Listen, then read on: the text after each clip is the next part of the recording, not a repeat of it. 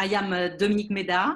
I am a professor of sociology at the University of Paris Dauphine PSL, of which I head the Department of Social Sciences.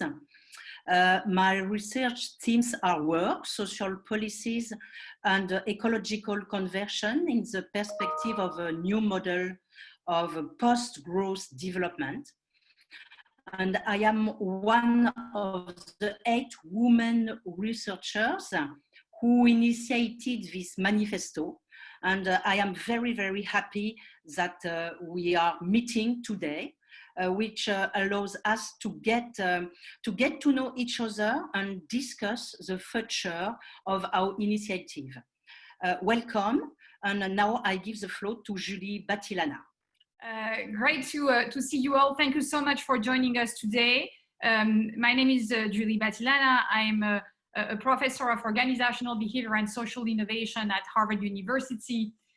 We're very grateful that you're taking time out of your busy schedule to be with us today. Since last time when we convened, the world around us, around many of us in the United States and now in Europe, has erupted into protest over the murder of George Floyd at the hands of the police. It is a stark and a painful reminder of the urgency of challenging and dismantling power hierarchies that oppress racialized communities. And I believe that democratizing workplaces is one of the promising avenues for creating more just, including more racially just workplaces where all workers, workers of color, women, workers with disability, have real control over our resources and have an actual say as equals in the governance of their organizations. So more than ever, I feel a sense of urgency around this work, and I'm very excited to have this opportunity to collaborate with you all. So thank you again for being here. We do know that you may be mentally and physically drained or zoomed out, as we say, and so we are grateful for your time, and we really want to try and use this time in a productive way today. So let me tell you what we're hoping we can achieve together. The first goal we have is that we want to make sure to give you an update on what has happened since May 16 and some of the exciting developments. The second thing we want to do is share with you some of the opportunities that have come up and some of the plans we've been thinking about. But most importantly, what we really want today is to get your reactions, to get your feedback, to gather your input, your thoughts, your ideas, your opinions, so that we can all together think about how to grow this movement, how to build connection, and create the kind of community that would not only help us, but most importantly, help democratize workplaces and really help dismantle these power hierarchies that I was talking about just a minute ago. So we'll spend the first part of the meeting sharing some updates. You'll also have the opportunity to hear from some of the signatories who very kindly agreed to join us to share with us the reasons why they signed and think about this initiative in the context of what's happening today around the world. And then we'll break out into smaller groups. We'll be in those wonderful Zoom breakout rooms, and we'll have a chance to really connect with each other, share our reactions, our perspective, feedback, ideas, visions for what this initiative could help do and what it could become. And then finally, we'll be back as a group and we'll have a chance to debrief as a group. Now, just one last word in terms of logistics. We will use the chat function in the second part of the meeting, and we'll use it extensively, but we're going to try and refrain from using it too much in the first part of the meeting so that we can all listen to all the different speakers who very kindly agreed to join us this morning, this afternoon for some of you, this evening for others. Thanks again for being here. Again, a real pleasure to welcome you. And now on to Isabel Ferreras. Isabel is one of the co-founders of this initiative. She's a professor of sociology at Louvain University, and she's going to give us more updates about what has happened since May 16th. Isabel. I'm so pleased to be with you and so grateful that we can connect through this electronic means, and hopefully everything will go fine. So indeed, we want first to update you on what happened so that then we can build up. Now I'm gonna ask Alicia, who is a fantastic PhD student, but not only that, an amazing organizer. So Alicia has been reaching out to many of you actually during the days before the release, May 16, to enable us to get this op-ed translated and published. And so Alicia is going to explain to us what we achieved. Hi, everyone. So I'm Alicia Pastor from the University of Louvain. And I first wanted to start by thanking all the colleagues that have reached out to their national newspapers and that have translated the text.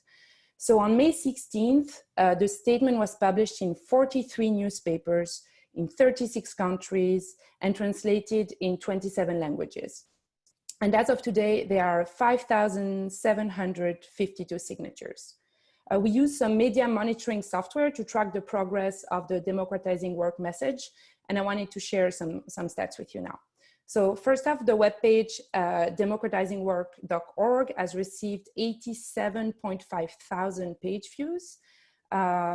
Between May 16th and today, there have been 152 articles that mention the project. And over the first weekend, the statement was out to potentially 300 million readers. And since then, it has potentially been read by an additional 350 million people. There have been over 1,000 use of the hashtag democratizing work on Twitter and Facebook. And finally, the top 10 countries where the message has the most media coverage are France, Belgium, Brazil, Turkey, the US, Italy, Greece, Argentina, Australia, and Spain. And now I will give back the floor to Isabelle. Thank you, Alicia. That was a very hard work, but extremely productive in such a few days. So we wanted to tell you what happened since then. First, so as Alicia mentioned, so many of us signed the statement, and I encourage you to go to the democratizingwork.org webpage where we can read the signatures to take the measure of how many of our colleagues from so various fields across the whole range of science endorse this statement. That's very telling and humbling.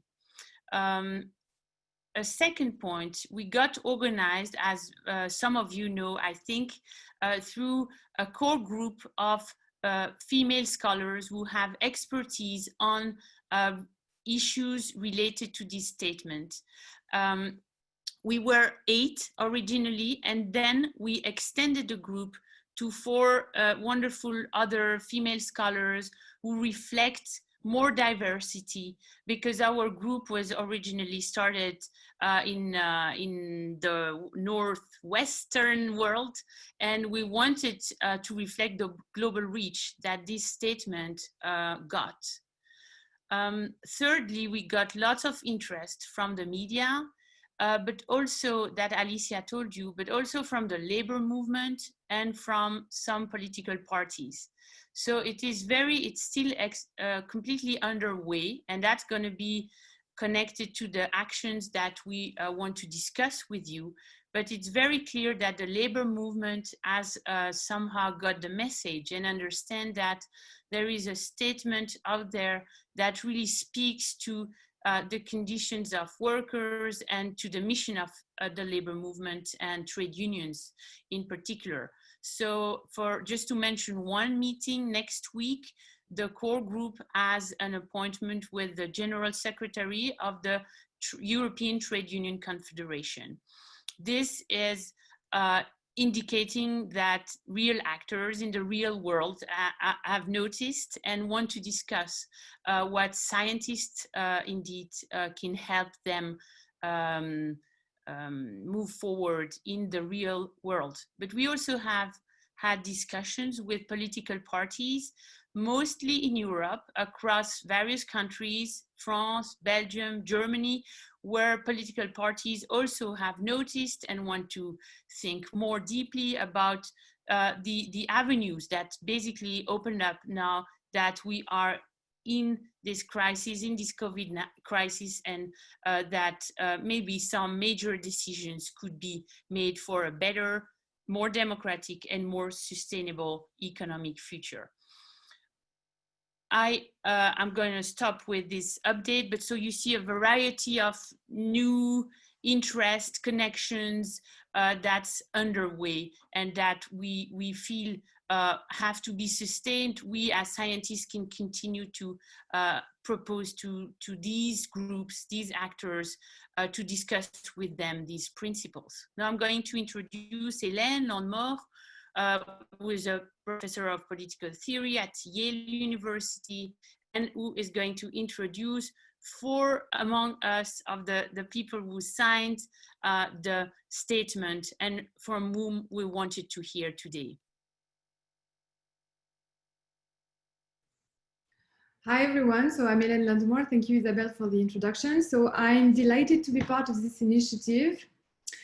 And it's my great pleasure to introduce our next speakers, Professor Adele Blackett, a law professor at McGill University in Canada, Professor Charles Mills, a philosophy professor at CUNY in the US, Professor Neera Chandoki, a political theorist at Delhi University in India, and Professor Danny Roderick, an economist at the Harvard Kennedy School of Government in the US. So we thank you all for agreeing to share a few words with us about why you chose to sign this initiative and what it means to you, what you think we can do with it to build on the momentum we built. It's very important because for all the reasons you said, Isabelle and Julie, and we need to include a diversity of perspectives, disciplinary, diverse perspective and diverse philosophies, and we want to reflect basically the myriad of interests that are affected by this issue of democratizing work. So I'm going to invite now Professor Adele Blackett to speak. Hello, it's an honor to be here with you today and with so many colleagues whose work I admire.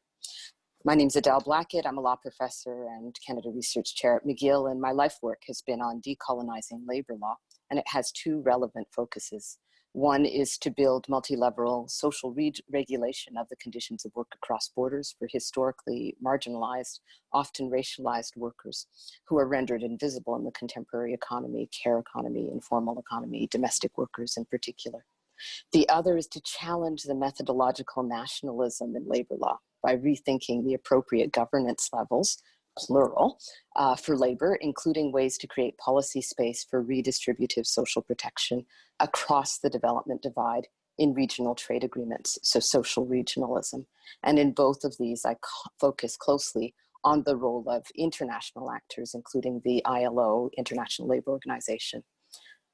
In one of his very last speeches before his assassination in 1968, given in solidarity with striking African-American sanitation workers claiming recognition of their human dignity, and soon after he launched his Poor People's Campaign, the Reverend Dr. Martin Luther King Jr. considered these workers essential for reasons that resonate in this pandemic. And he compared their social importance to that of doctors. He added, and I quote, "So often we overlook the work and the significance of those who are not in professional jobs. But let me say to you tonight that whenever you are engaged in work that serves humanity and is for the building of humanity, it has dignity and it has worth. One day, our society must come to see this." The Democratizing Work statement struck a similar chord for me, capturing the possibility that that day could be closer than we think if we take action to make it so, particularly in this fraught moment. And I want to thank Julie in particular for mentioning the Black Lives Matter, George Floyd circumstance. The statement captured in compelling language the sudden visibility of essential workers, bringing home the fictitious commodification of both labor and land. It speaks to the unprecedented inequality as particular forms of global regulation for the economy are hardened. It embodies growing acknowledgement of the need to reclaim policy space for social regulation. And the focus is multi-level. States matter, but so too does action transnationally, including at the regional and international levels. And the frame of reference is policy initiatives in Europe. The statement references guaranteed employment via the UN, and I would add that the ILO has centered social protection floors. I'm particularly concerned to know that we are thinking through these guarantees in a manner that considers carefully what North-South and South-South solidarity looks like and how important regions can be in this thinking. I signed in solidarity, and I reached out to the authors to urge an intersectional engagement with racialization, migration, and informality, fault lines that have become unmistakable when we consider which workers are disproportionately dying from COVID-19. The data on Black workers in the United States and in Canada are chilling. The authors of Democratizing Work responded to my solidarity in kind. This is the spirit of a statement meant to soar. And that's why I'm optimistic about its prospects. I see it as a living document rather than a region-specific blueprint. I urge us to pay more attention to the policy and legal imagination necessary to deliberately reclaim regulatory capacity in the various spaces where economic governance is operated, to craft social justice alternatives, and to do so by being deeply deliberate about understanding the weight of history when building interconnections with the global South, including the African continent, and the South of the North. In other words, our labor forces, our societies are plural in ways that reflect historic racialization. From the author's outreach, I think it's obvious, and Isabel mentioned this as well, that this kind of movement has to be led by workers' movements themselves, but that academics have a pivotal role to play in democratizing work. So thank you.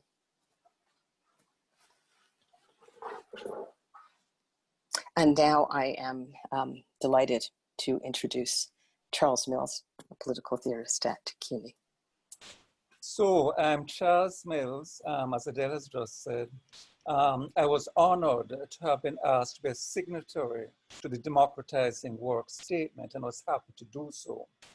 My own perspective on these matters is inevitably shaped both by my own experience as a Black immigrant to the United States, originally from the global South, from Jamaica, who has been here in the US for some 33 years now, and also as an academic within political philosophy, whose main research area for several decades has been race and the workings of white racial domination, which is a subject unexplored in general in the academy, but particularly in political philosophy.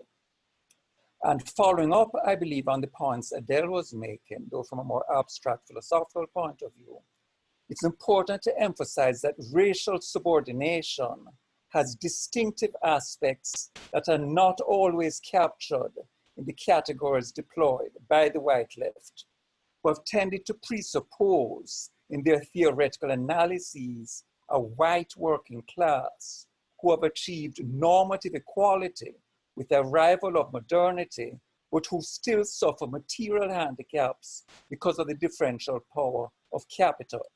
And you can see this in Marx's own writings, from his contrast in his 1843 essay on the Jewish question between political emancipation and human emancipation, to the later distinction he draws in Capital between the seeming exchange of equivalence between wage laborer and capitalist employer, and the deeper processes that supposedly result in the unequal extraction of surplus value.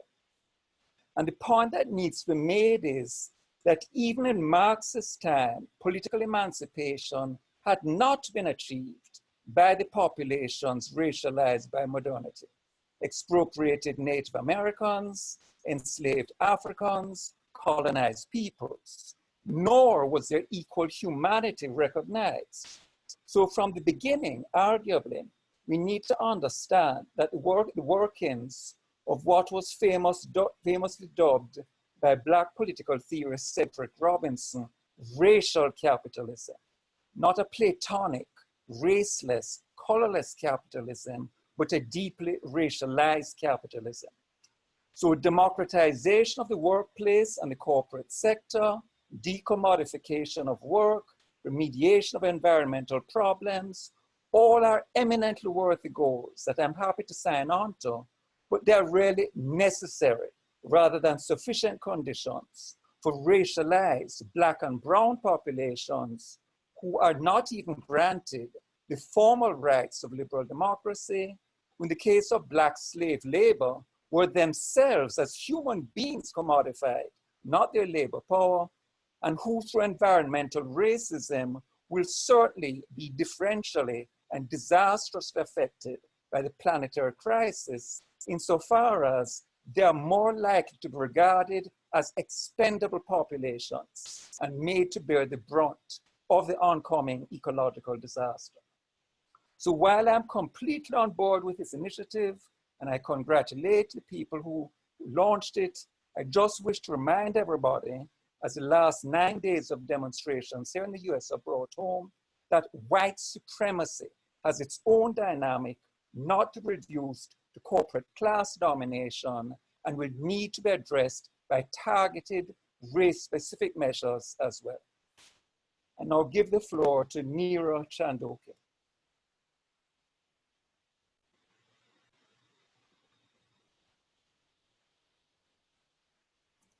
Can you hear me now? Yeah? Yes, Can you hear me now? Yes. Okay. You know, I was very happy when I read this manifesto because it seemed to me that it urged us, political theorists, social scientists, to return to the basics, as it were. And it struck me how indulgent, how self-indulgent we had become in the last few years. Why I think it's important, and I'll make 2 points, and then I'll add maybe a global South perspective to it. First of all, I think your manifesto, or rather our manifesto, challenges conventional theory of the contract. The whole idea that you give X amount of labor for X amount of money has been completely exposed as being hollow, because it's obvious that people are giving us not only producing goods and services, but they're producing them in far excess of what they have got by way of returns. The second issue is that in countries like mine in India, where we are ruled by right-wing populists, and I think many of us share that dubious distinction of being ruled by right-wing populists. I'm quite aware of, we are all very with you in the United States in that struggle. How much the solution of these governments to the pandemic was a class project, because when we saw these millions of migrants starting to walk home in our country, and it was a most serious humanitarian disaster that we had seen. We were not around, I was not around when the partition of India happened, that where were they going to practice social distancing, or even washing their hands, or even being locked up in their homes. And this whole notion of the contract where workers are not being paid or are not being placed at the center of the production process and being seen as a source of value has to be brought firmly back at the center of the stage. The second point is that, you know, something that we have been struggling with, that the whole process of privatization of very, very essential preconditions for living a life of dignity, for example, health and education, will now have to be stopped. And we have to obviously non-commercialize them, as you have suggested. The only problem that strikes me is that that really means bringing the state back in. And when you bring the state back in, it challenges us with the whole idea of how are we going to control the state, which has assumed gigantic proportions of surveillance, the model coming to us from China with the digital revolution. But there are two issues I'd like to bring to the center stage. I think what has happened in the United States and what is happening in India every day is that this whole process of looking after social and, so looking after social rights only after civil liberties have been secure has been challenged, because today not only are social rights become superfluous for many of the right-wing populists, civil liberties are under danger. So that really means that we have to address social rights and civil liberties as a package. You know, we had thought we'll move on from political and civil liberties, which our freedom struggle had kind of negotiated, to social rights, particularly in the first decade of the 21st century. But now everything has been opened up, and we need to, all our energies are going into safeguarding civil liberties. Our friends are in prison. I mean, activists, they are arresting students. I mean, my university students have been arrested indiscriminately. So we no longer have the luxury of thinking of social rights as an advance from basic civil liberties and political rights.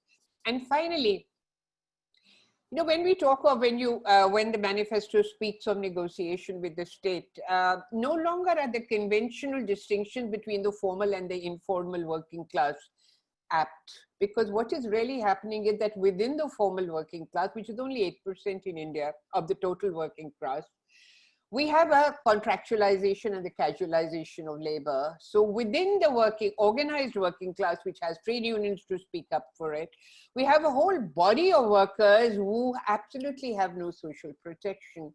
So we have a working class which is actually left more vulnerable than ever before, because they are really day-to-day, their wage labor, or they are contractual labor. And we did a project in one of the classic examples, which used to be a classic example of socialism, where every worker was promised that his first child would be allowed, would be given a job. Today, the father has a pension, but the child, the son or the daughter, is on contract, with the result that there's major tension within the families. So these are the 2 or 3 problems that I think we will have to face when we talk about stopping privatization, reinstating the state, and in fact, struggling for the rights of workers. Thank you very much. I think it's Danny's turn now to talk about this. Thank you. Thank you, Neera. Thanks a lot to the organizers of this very, very important effort. It's really heartening to see how many people have joined and the kind of momentum this is creating, and obviously what we're experiencing in the last few days, as well as the pandemic more generally, highlights the importance of this effort. Now, I'm an economist, and economists have traditionally come to these issues by making a kind of a distinction between a kind of a social policy agenda on the one hand, concerned with issues of inequality and exclusion, economic insecurity, and an agenda of economic growth, productivity, economic opportunity that focuses on expanding the productive frontier of the economy as a whole. And I think what we are seeing today is actually a merging of these 2 agendas, and we're understanding that we actually cannot increase the productive capacity of society if we are not expanding the access that a large segment of the labor force does not have to the most productive, most advanced techniques of production and innovative kinds of organization. And similarly, I think probably the best way that we can improve social inclusion and address problems of inequality and economic insecurity is not necessarily through fiscal redistribution and transfers, but simply by giving people access to secure, satisfying, good jobs.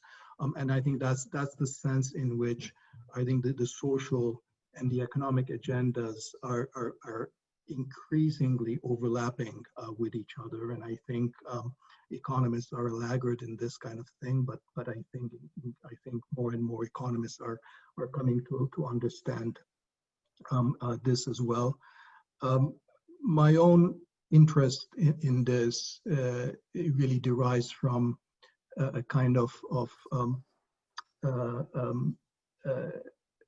focus on the productive side of the economy, because I think if we're going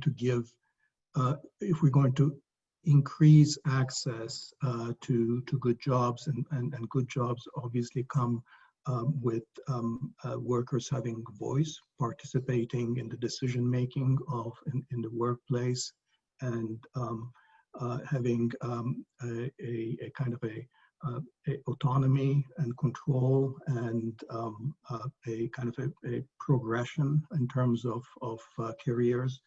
And if all of that is going to happen, then we need to expand productive opportunities at the same time. And I think that's sort of increasing those opportunities for good jobs is not going to happen on its own simply through market mechanisms, because in the acts of their employment decisions, their investment decisions, their innovation decisions, firms create what economists call lots of externalities on their communities, and good jobs and focus on workers' voice is one way of ensuring that some of these externalities are being internalized in the workplace. And I think alongside with a much more robust regime of labor protections at the national level in terms of national laws and regulations, I think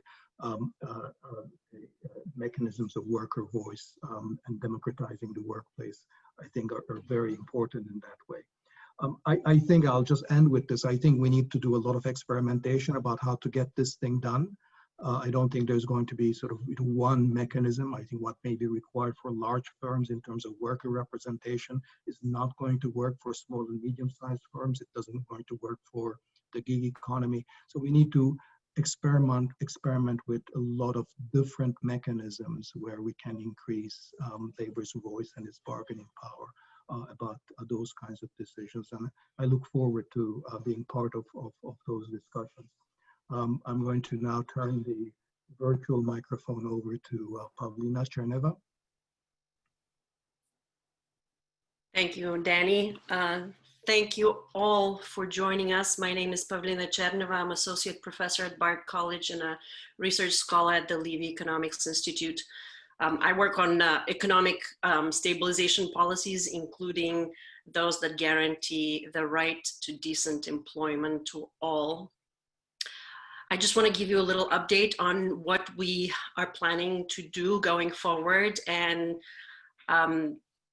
provide opportunities for you to join our work.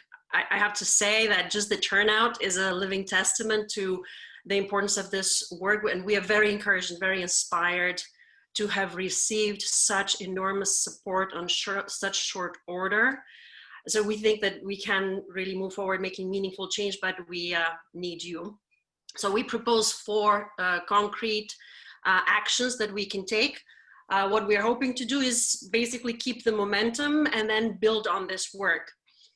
So to keep the momentum, please continue to circulate our manifesto to your colleagues, to individuals, ask them to sign on. Ask them to visit our website, democratizingwork.org, and read and sign. The second thing that we could do to build on this momentum is connect to your networks and maybe other coalitions that you're working with, perhaps with who are having a somewhat separate focus, but teasing out the relationships of how democratizing work really affects their own work. As we say, everything is connected to everything. I think the right to have a voice can be manifested in many different ways in different aspects of our work, and we want to join forces with as many partners as possible. So whether we're talking about trade unions, political parties, academic associations, activist groups, please ask them to join us. Going forward, we have a couple of things in the works.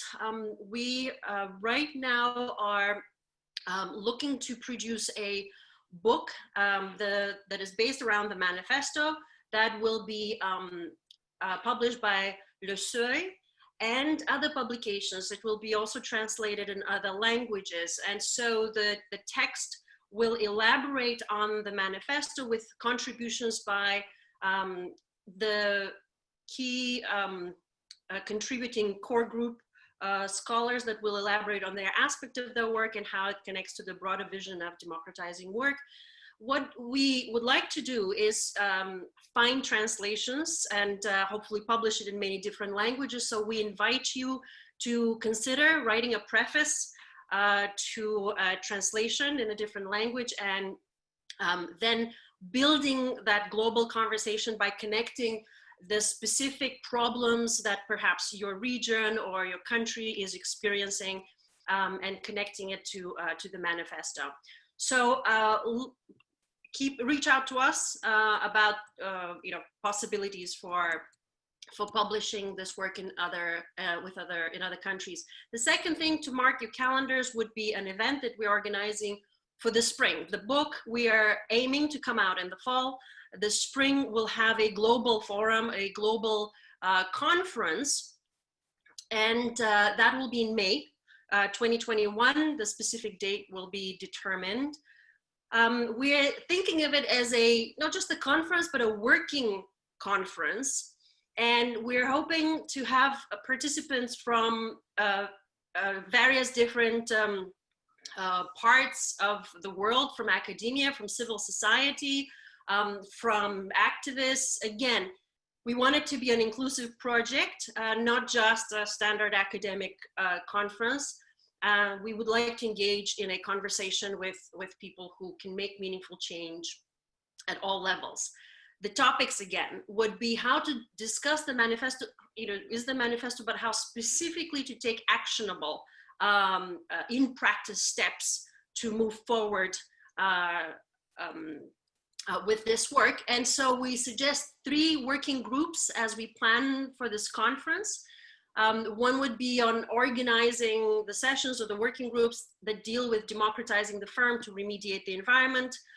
The other working group would be working on commodifying work, again, with an angle on remediation. And the final group would be actually this intersection of how to democratize the conference itself, how to bring in different voices to the table, so that we can be successful in the research angles on democratizing and decommodifying and remediating. So in sum, we want to do this with you. We invite you to reach out to us and share your thoughts of what we could do along these items. But if there are other things we're not thinking of, we welcome those suggestions.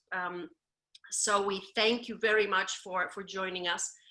We will share a Google form at the end of this meeting where you can fill out your information and be involved. So thank you, and now I turn it over to Lisa. Yeah, hello everyone, thanks for being here. I'm Lisa Herzog. I teach at the University of Groningen. I'm a philosopher and economist, and I've been working on economic justice and workplace democracy for some time now, and I'm very happy to be part of that group. I will now briefly explain how the more interactive part is supposed to happen. And we're all aware of the limitations, but also the potentials, and we hope this is going to work on the technical level. So this is now the space where we hope to hear your questions, reactions, suggestions, share your insights with us, tell us what you think the strategic priorities would be. We are going to assign you into breakout rooms. This is randomized, so we don't see who's in which, but there should be 10 people roughly in each breakout room. And we suggest that you do a quick round of introductions, who you are, what brought you to the manifesto, and then discuss among yourself how to take things forward, both on the level of substantive ideas, additions to the manifesto, whatever, but then also strategies, contacts, events, associations, whatever. And we also ask you to find 2 people in each group with a specific role, namely one person to act as note taker who can send the results of that discussion back to the democratizing@gmail.com email address so that nothing gets lost, and one spokesperson per breakout room who can then share these insights with the plenary afterwards, although we'll not have time for everyone. So please bear with us for that, but make sure that everything is in the notes and you send it to us. There will be time warnings to alert you. It will be about 25 minutes. And please make sure that everyone gets a chance to speak in these breakout rooms. And we very much hope that there will be lots of interesting discussions and ideas. And now Kara, who has been invaluable in doing this for us, helping us with setting up this call, Kara Shepard-Jones is going to send us into the breakout rooms. Back, everyone. I guess many of the groups had the same frustrating experience as my group, that there was just too little time now.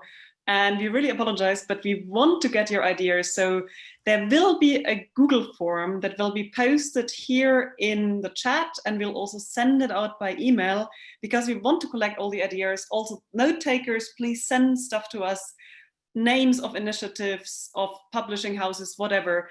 Please get everything back to us. We now have time for about 3 spokespeople of the groups to briefly bring back in the main group what you've discussed in the groups. And I would like to ask those who were spokespeople to raise their hand with the raise hand function. And then we'll have 2 minutes for about 3 people. And then you can also use the chat function now to react to what's being said, for example, agreeing or disagreeing or whatever. And we'll try to take up these points from the chat in the main discussion. But again, apologies, there are so many people of us, we won't be able to catch everything. So use other channels of communication, especially the Google form and email, so that everything gets connected with the others. So Kara, can you pick the first person who has raised their hand and unmute that person, and then we can have a brief report from that working group? Yes, absolutely. So I'm not seeing any raised hands yet. You just have to press participant, and then you should see the icon raise hand for those who were chosen as spokespeople. Oh, here we go. Antonio Galvan Luna. I have just unmuted you. Thank you. Hello, everyone. Okay, so we had a very interesting conversation. The ideas we managed to get to are first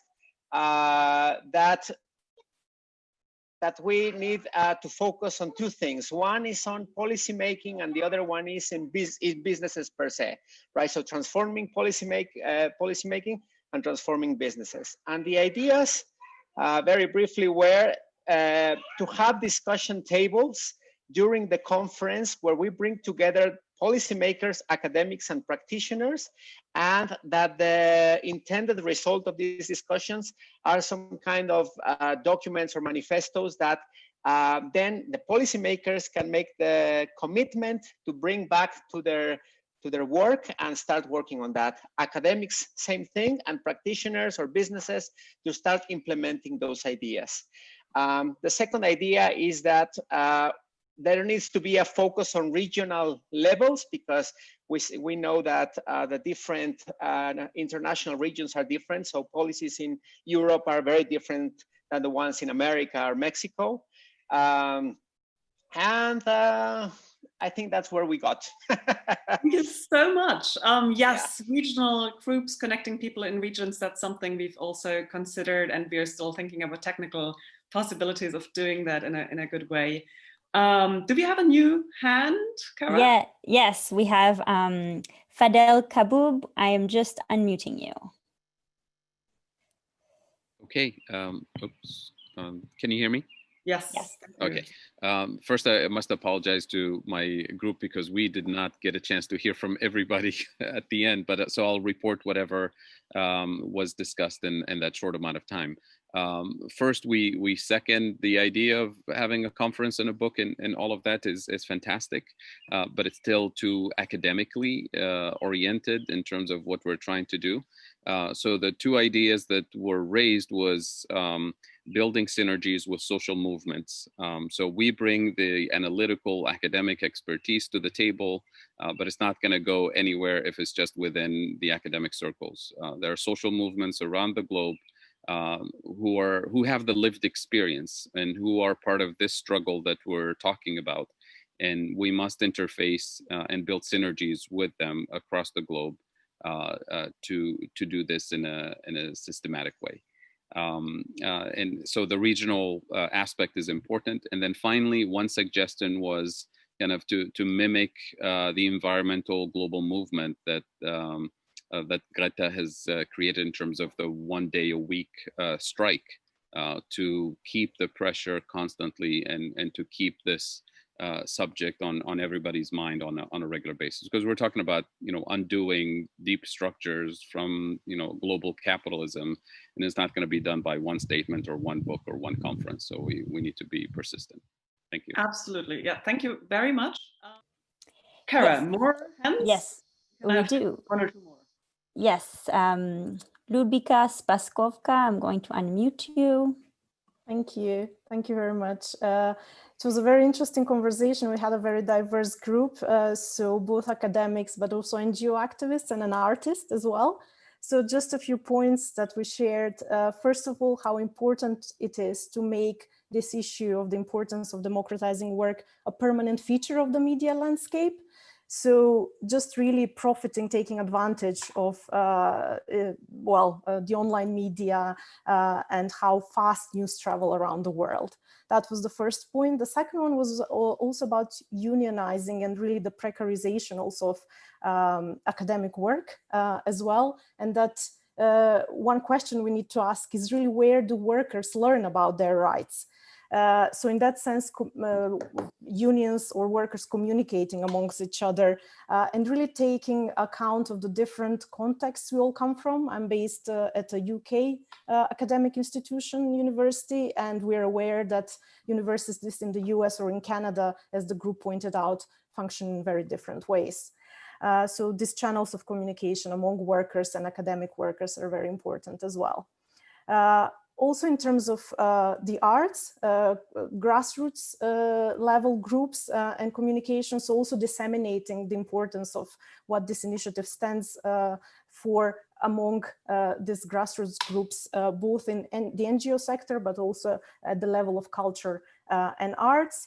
And last but not least, I raised the point of really kind of establishing dialogue also with international organizations, for example, the International Labor Organization, the ILO, but also maybe talking to people in the European Commission who are in charge for social questions, social justice, etc. So really speaking to broader audiences.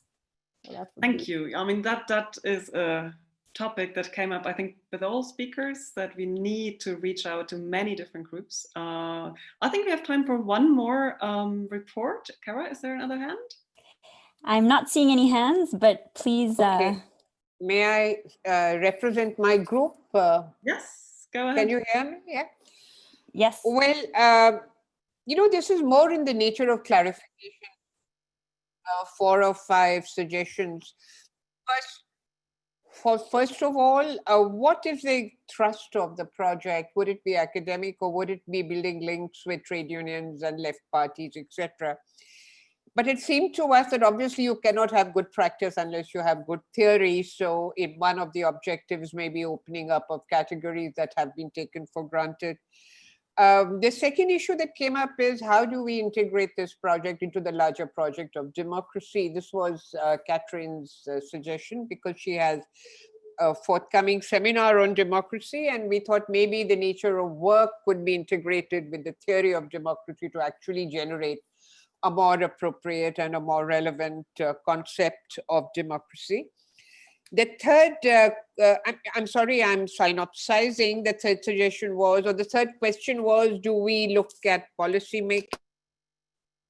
Oh, you've just muted yourself, I think, by mistake. Do we study policy making, or do we pay more attention to processes on the ground?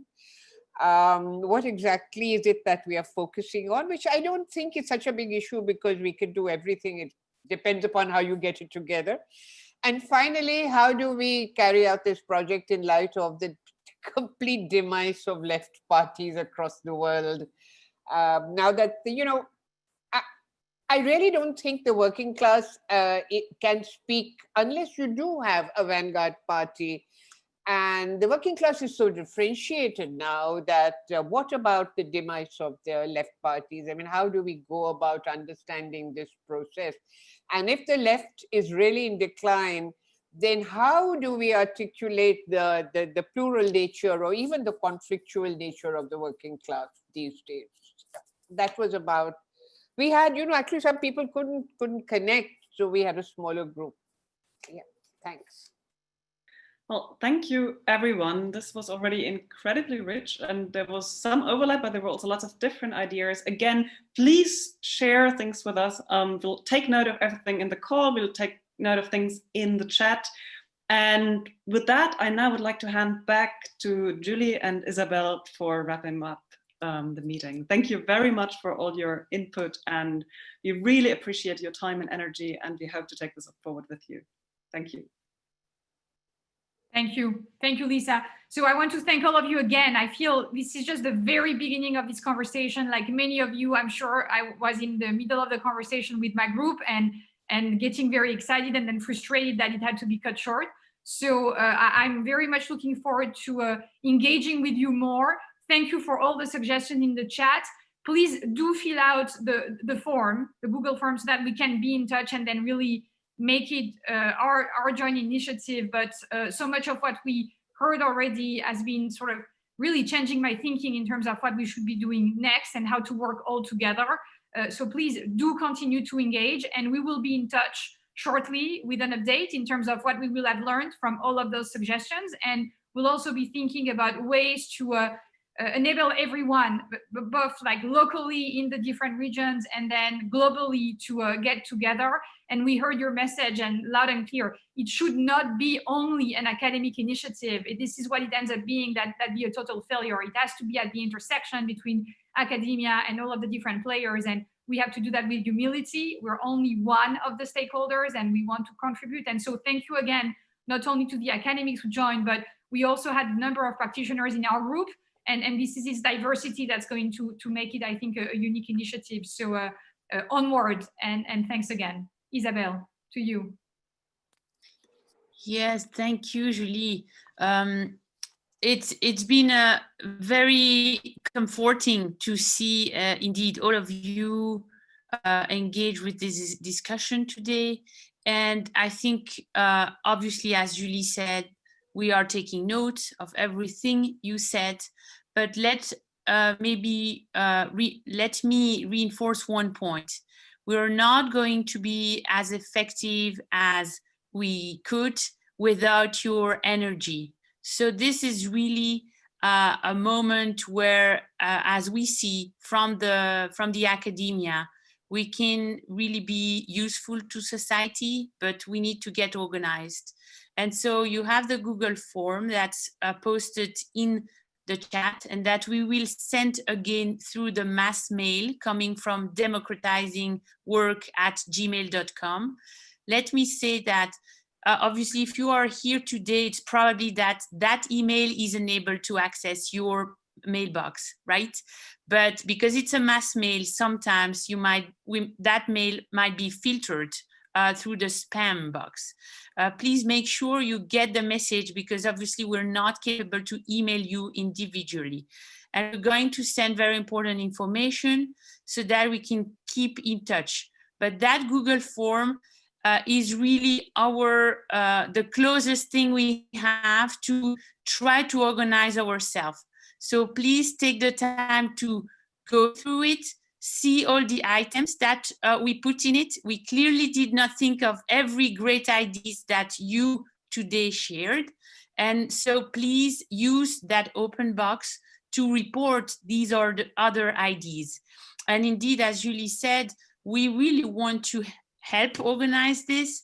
And if we can see enough people in certain regions to connect you so that we can start a country chapter or a region chapter, we would obviously love to do that. But for that, we really need to know more about your level of energy, what you can really bring to this project, and that's going to be through the Google form. We also must apologize because probably some of you might have sent us a personal note, but we've been so overwhelmed by the reception of the statement, which is wonderful, but we've not been able to certainly respond to every email, especially at this end of the academic year and with all the other things going on. So please also consider that if you shared ideas, propositions, it would be really great to send that, to report that through the Google form. So we can really now take the time to organize that properly, and in the coming weeks, see how we can organize things and get back to you, and certainly propose new meetings and maybe subgroups, working groups on specific areas where you really want to be more active. I think that's clear enough. Now, let me just say thank to those who really made this meeting possible. It's been really extremely successful. One big star is obviously Kara Shepherd-Jones behind the screen, working on making this possible. Kara, thank you so much. Yeah, I see people clapping. You cannot hear us all, but it's been incredible. And thank you really so much for getting that extra capability next to all your amazing capabilities already. There is also Alicia Pastori Camarasa to thank, Lucas Clark-Memler, Joseph Vassen, Olivier Jégou, Mediatrice Nkurunziza, Mu Che-Yun. I might have forgotten a few others. Please don't take that against me. There have been so many people volunteering to make this possible. Thank you so much. And we'll be in touch so that we properly organize this energy that we can feel and that can really bring some difference in the world. Thank you so much. I think we are 5 minutes ahead. This is very good. It proves that we are super well organized and that we're gonna continue on this path. Thank you so much, and have a good night in Delhi, day in Boston, and evening wherever, and sleep well in Australia. Bye. Bye.